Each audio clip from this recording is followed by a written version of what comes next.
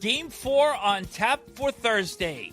Welcome to NHL Wraparound Stanley Cupdate for Wednesday, June 11th, 2025. The usual suspects, Vic and Neil joining you. Have you been enjoying the couple of off days here? My eyeballs have, because that blue light isn't affecting my sleep patterns now because I'm not staring at the TV, and my physicality has gone down since the other night. But you enjoyed our conversation on NHL Wraparound on Tuesday with Jack Michaels. Oh, it was great. I love Jack. He's got great information, great insights. He's a real student of the game. He really is. He really works at it.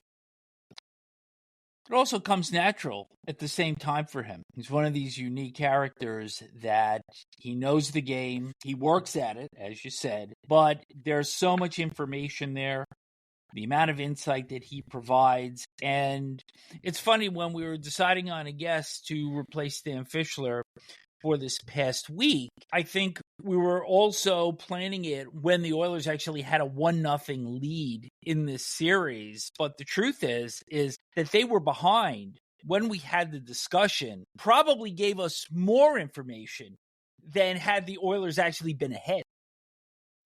Yeah, I agree with you. And it's funny, I said to one of my friends, I said, we had Jack Michaels on today. I said, it was a great one. I said, I know he's a carnival barker on the air. And my friend actually said, no, I really like him a lot.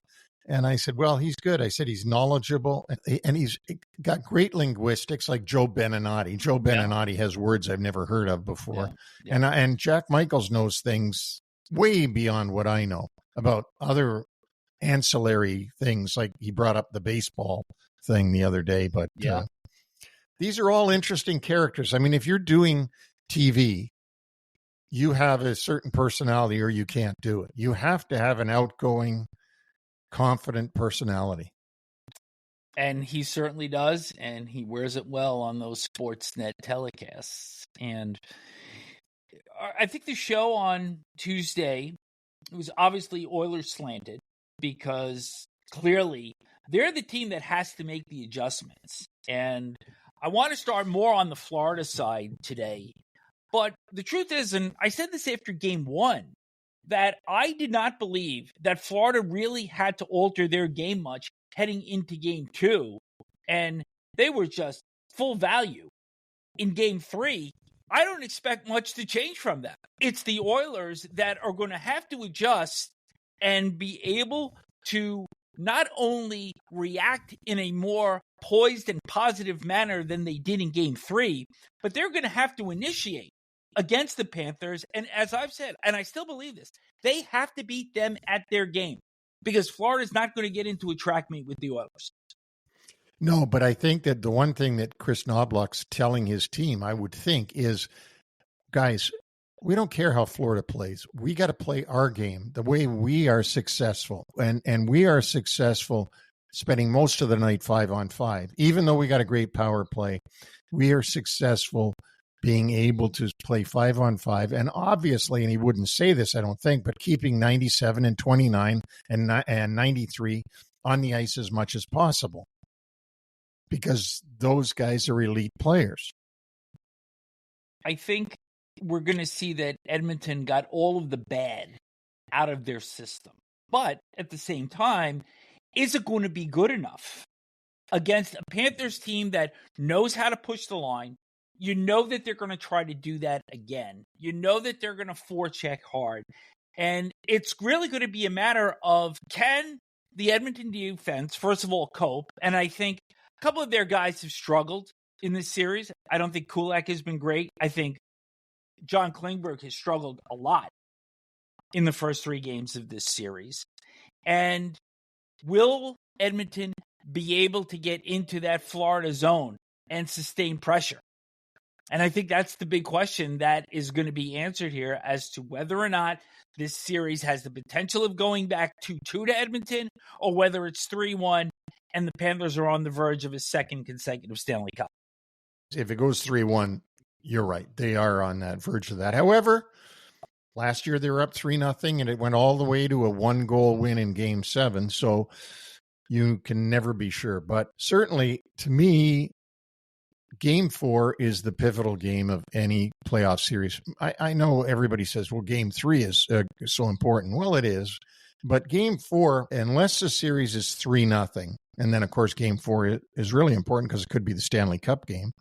But if the series is 2-1, you either put this series, start anew in a 2 out of 3 with 2 games going back to Edmonton, or it's a 3-1 death stranglehold by the Panthers. So this is a huge game. Here's the difference that I would potentially see if the series goes to 3-1 is nobody's going to have to tell Paul Maurice about what happened last spring. And I don't see, if this is a 3-1 series, Maurice's team rolling over like they did in Game 4 last year, which was an 8-1 game that brought the series back to Florida for Game 5.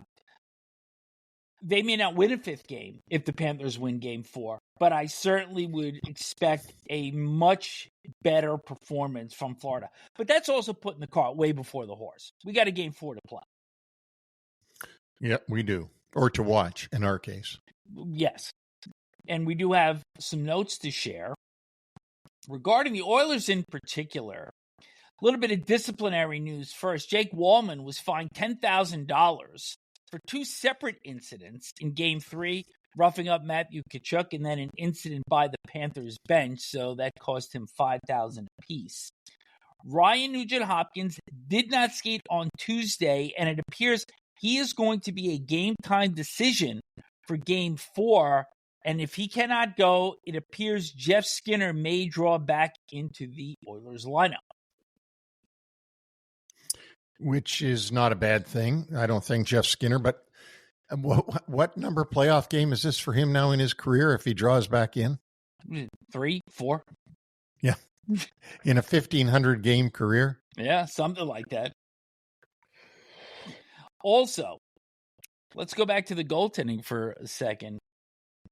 Jack Michaels really struggled when we posed the question to him of who was going to start, because Stu Skinner started the first 2 games against the Kings. It was a disaster. Calvin Pickard came in, went 6-0, and he was the guy until he got hurt. And then Skinner came back, led them to the final, and then he gets pulled in Game 3 after giving up 5 goals. So at this point, even though it appears that Skinner took the initial reps in practice, Knoblauch not showing his hand quite yet on who the starter will be for Game 4. I would be very, very surprised if Skinner did not start Game 4. And the reason is because of what Jack said. And yeah. Jack said that this is such a pivotal game that if you put a goalie in that hasn't played for a couple of weeks and things don't go well, you're in a lot more trouble, meaning you're just, the decision is a lot worse. It looks a lot worse than if you put Skinner, who's been winning games, back in. And even if you have to lift him and put Pickard in, nobody's going to say, well, you should have taken him out and put Pickard in that game. But they are going to say, why the hell did you start Pickard if he doesn't do well? Let me throw this out to you. And this was a really good pickup by Brian Boucher on the TNT telecast in Game 3, that it appeared the Panthers had somewhat of a book on Skinner in that they were delaying their shots just a split second to kind of freeze him up in the crease. And if you've got an open book on one guy and Pickard is not as well known to the Panthers, and look, I understand there's a book on everybody and everybody knows everything about every player in the league. But at the same time, maybe that could be a mindset for Knoblauch that, you know what, they may know Pickard, but they certainly don't know him as well as Skinner. Maybe that's part of what may play into the decision for Game 4. And again, we're just guessing and we're hypothesizing. There's going to be a lot of advice he's going to get from his staff on who should play, including Calvin and Stewart themselves, and including their goalie coach, obviously. So it's not an easy decision on his part. But again, I would be surprised when the dust settles if we don't see Stuart Skinner starting the game in Florida tomorrow night. Thursday, 8 o'clock on TNT. And while the Panthers are enjoying their success of being to the Stanley Cup Finals 3 consecutive years on the heels of the Lightning being in the final representing the East 3 years before that, there is still more talk going on, and it's become a little bit louder probably over the last 24, 48 hours about teams that are playing in states that have no state income tax. Because that is such a benefit to the player. If you're making this amount of money that they make, certainly you would rather not be paying state income tax than paying it. So yes, there is a big discussion about it. I'm not buying it myself, but there is an argument that the teams that play in Florida, for an example, just one example, have an advantage in signing players because of the lack of state income tax. Let's do a deeper dive into this because there are certainly arguments on both sides. And let's look at 3 of the success stories first, because the general managers and the front offices of these clubs clearly deserve their due. And in Florida, obviously, GM Bill Zito. In Tampa, Julien Brisebois. And in Vegas, who have made 2 Stanley Cup finals, winning one of them in 2023 against the Florida Panthers. And that, of course, is the team of Kelly McCrimmon and George McPhee. And the way these teams have been built is clearly admirable. And you got to remember something also about the job that Brisebois did in Tampa, that between those 2 Stanley Cup wins, he rebuilt his third line, which made a huge difference. And if you look at the third line that Zito has put together down in Florida, this is outstanding construction of these teams. And I don't think that we should be looking past that. No, we can't. And they didn't do it all because they don't have state income tax. So we got to give them credit for the way that they've done things there and done them very well. I know that today the agents basically say to the clubs, this is what I want. Let's look at the contract, the brand new, fresh contract that Tampa gave Yanni Gourde.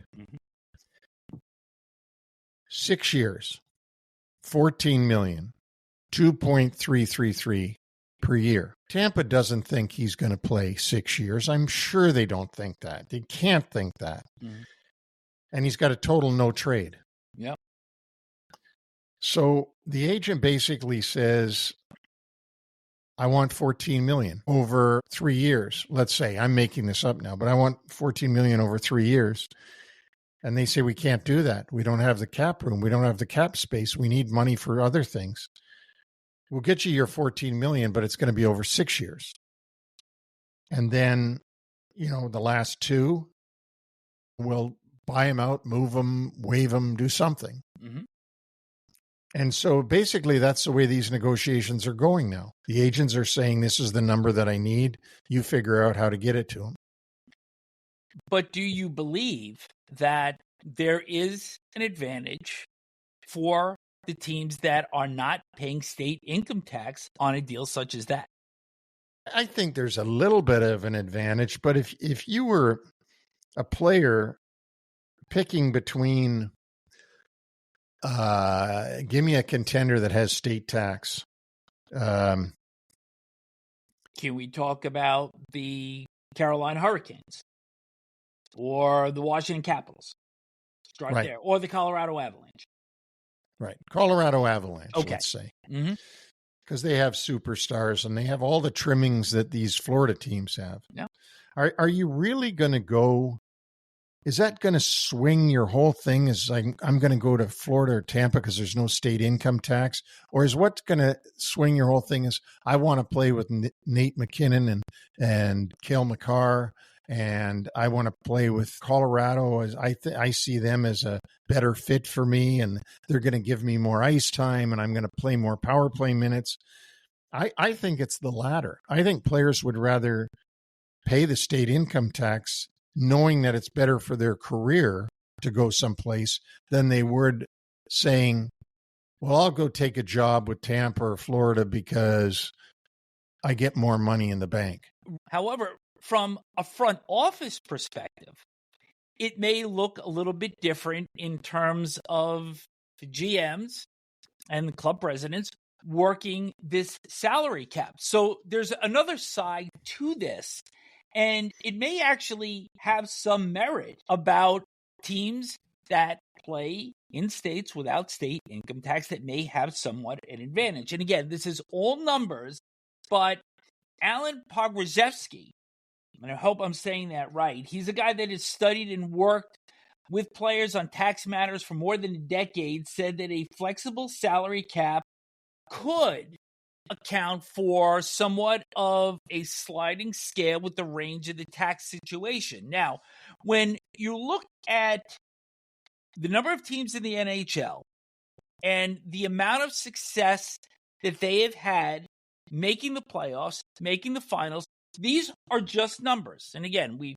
just discussed for the last 5 or 7 minutes about how teams have successfully built those that are playing in states without state income tax. But let's consider this, that the number of teams that do not pay state income tax in the NHL is 6. It's the Panthers, Lightning, Predators, Stars, Golden Knights, and Kraken. In the last 10 years, they have had 52 available seasons through those 6 teams. Because you got to remember that the Vegas Golden Knights came in 2017, and the Seattle Kraken did not come in until 2021. Those 6 clubs have made the playoffs 71.2% of the time. The number of teams that pay state taxes are 19, almost 60% of the league. They have qualified for the playoffs in 91 of 190 available seasons. That's just under 48%. So you're seeing a move from 71% to 48%. And in Canada, which represents 7 clubs in the NHL, just under 22% of the league, they have made the playoffs 32 out of 70 available seasons. And they're kind of lost in this. And they only make the playoffs 45.7% of the time.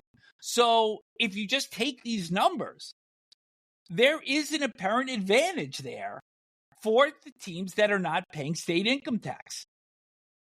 Well, why don't you reverse it and say this? The largest disadvantage is the 7 Canadian teams, because I sent somebody $100 American yesterday. Yeah. They got 131 Canadian. Okay. So, and think about that in reverse. You know, they got to pay me 131 Canadian for me to get $100 US. They have the biggest disadvantage. And you could break that down in Canada. Who has the worst tax situation? Is it Quebec? Is it Ontario? Is it Manitoba, British Columbia, Alberta? Which province has the worst? But we won't go that far. We'll just say the Canadian teams, because they're taking in Canadian dollars and they're paying out US dollars. So they have the biggest disadvantage. I would say that the teams that have state income tax, that is a disadvantage to some degree. To what degree, I don't know. But it is a disadvantage to some degree. Because as you said, even if the players are looking at their career and not looking at dollar signs, for cap strategy, no income tax is going to give you the ability to negotiate a better deal with players and their agents if they do want to come there. And the best advantage or least disadvantage is obviously those 6 states and their cities that have no state income tax. I'll leave it with this. In the last 10 years, teams that do not pay state income tax, 10 have made the Stanley Cup final. 4 have won. And those 4 have come in the last 5 years, not including this current Stanley Cup final. And only 3 Canadian clubs, including the Oilers these past 2 springs, have made the Cup final. The other was the Canadians in 2021 when they had that rather odd setup coming out of the pandemic. So it just continues to be a fascinating discussion, and we'll see if any changes are forthcoming at some point downwind. Well, it gives all those teams and their fans just a great excuse why they didn't win this year. We'll move over to some news because you know who won something on Wednesday morning? Who? Cale Makar collects his second Norris Trophy. He beats out the Columbus Blue Jackets, Zach Werenski, and Quinn Hughes of the Vancouver Canucks. Won his other Norris in 2022. Had 30 goals, 62 assists, 92 points. Led all backliners in the NHL in all 3 of those categories. He is my favorite defenseman in the NHL, but he does have some defensive liabilities, as we all know, as any gifted offensive defenseman has. When you think about it, though, he got 176 first-place votes from those members of the media who get to vote on the Norris Trophy. And just to tell you how overwhelming that is, there was only 15 other first-place votes. Mm-hmm. He got 176, Zach Werenski 13, Quinn Hughes 2. Mm-hmm. So that's how overwhelming the whole league's media was that Cale Makar was the deserving recipient. You were a backliner. Did you have any defensive liability? Yes, very much so, because I was an offensive defenseman. So you're going to leave your partner, and this is part of the good partnership of 2 defensemen. Yeah. You're going to leave your partner hanging back there by himself a lot of the time because you're taking chances. I remember Bobby Orr played with Al Sims and Dallas Smith for a while, and those guys had to stay back while Bobby took those great rushes up the ice. Brian Leach had Jeff Pukaboom staying back for him while he ran up the ice, and Sergei Zubov had Kevin Lowe beside him. So, you know, coaches will always put that gifted offensive guy with a stay-at-home defenseman. Now, some called me a stay-at-home defenseman. You know why? Because a coach wished that I would stay at home.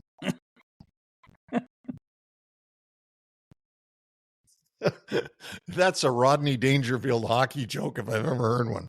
Makes for an awkward transition also because talks now intensifying between the New York Rangers and Anaheim Ducks for Anaheim to acquire the longest tenured Ranger, and that is winger Chris Kreider.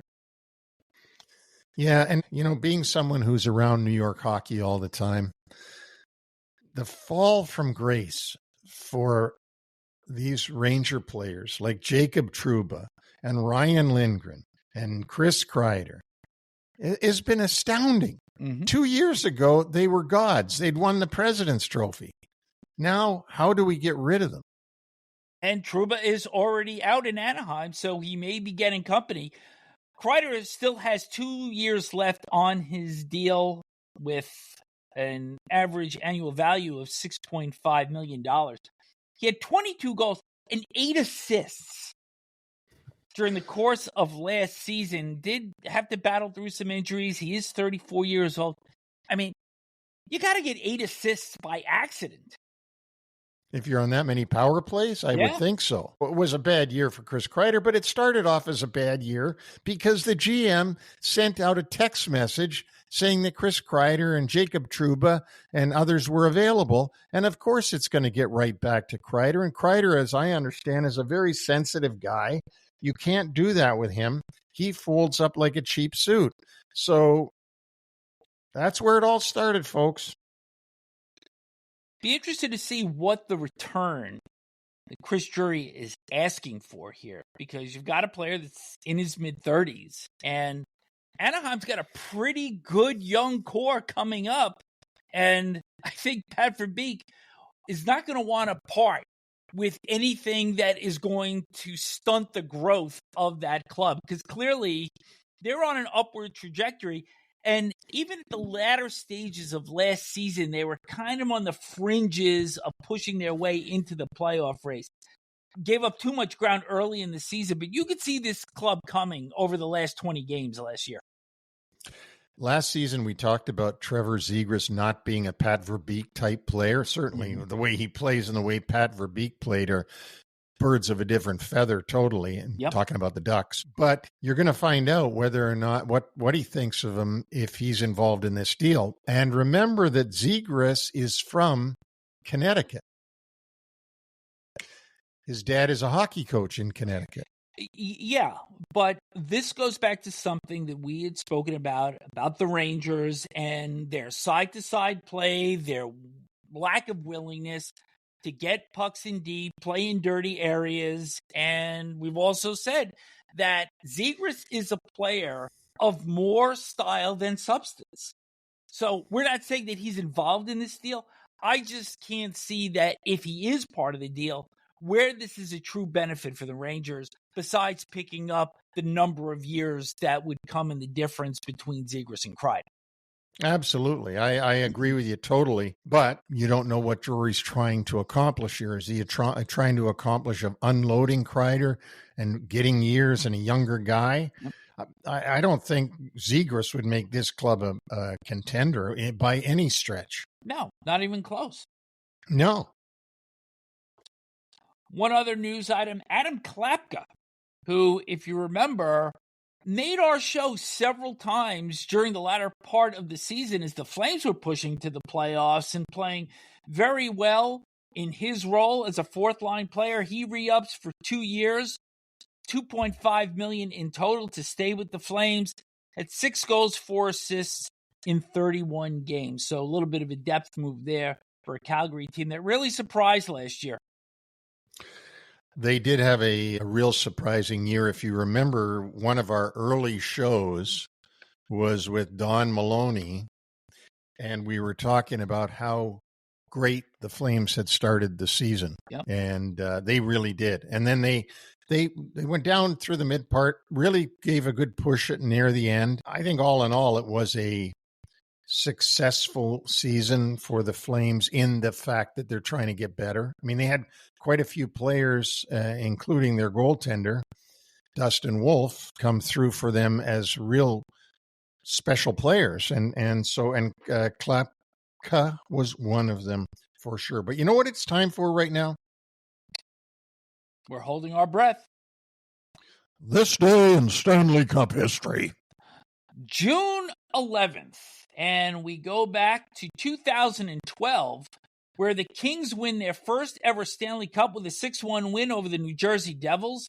Despite opening all 4 series on the road, the Kings went up 3-0 in every series that they played against the Canucks, the Blues, the Coyotes, and then the Devils in the final. They finished that postseason with a 10-1 record on the road. Road Warriors. Certainly were. Now, if you remember that clinching game, the turning point came midway through the first period, where Jarrett Stoll hit Steven Gianta in center ice against the boards.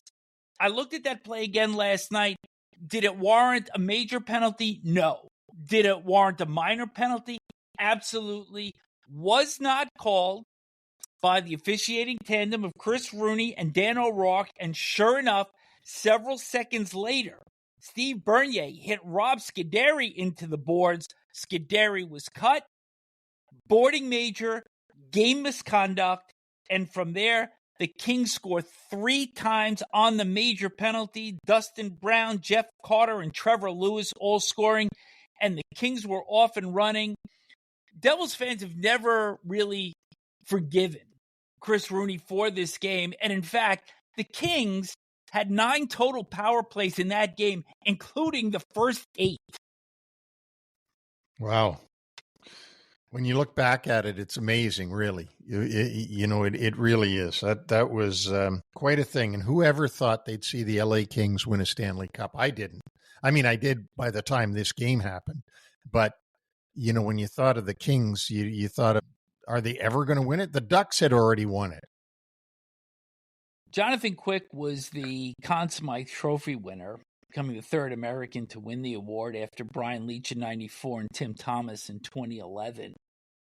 But when you put it in the perspective of what you just said there about trying to wrap your head around the Kings winning the Stanley Cup, Hall of Fame announcer Doc Emmerich had just the perfect line as the final buzzer went off that after 45 years, the Kings are kings.